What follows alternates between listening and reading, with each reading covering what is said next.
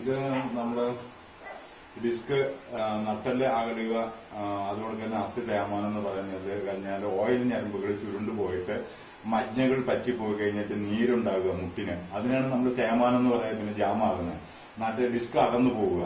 അതേപോലെ തന്നെ ഡിസ്കിനകത്തേക്ക് പോകുന്ന ഞരമ്പുകളിലെ സർക്കുലേഷൻ, രക്തം ബ്ലഡ് ശരിക്കും പാസിംഗ് ഇല്ലാതെ വരുമ്പോൾ, കഫഞ്ഞരമ്പ് ആണെങ്കിൽ തണുപ്പുകൾ കൂടുമ്പോൾ ബ്ലഡ് കട്ടയാകുകയും ആ ഞരമ്പിൽ പോകാതെ വരുമ്പോൾ അവിടെ വായു ഒഴിച്ച് വീർത്ത് നീരുണ്ടാകുകയും ഡിസ്കിന് ഭയങ്കര വേദനയായിരിക്കും നട്ടലിന്.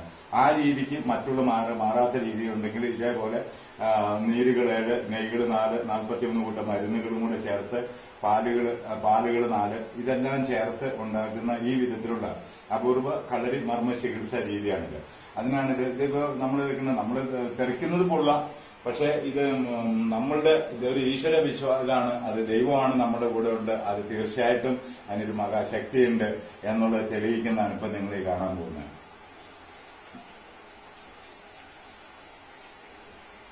ഈ തിളച്ചു നിൽക്കുന്ന എണ്ണയിലാണ് നമ്മൾ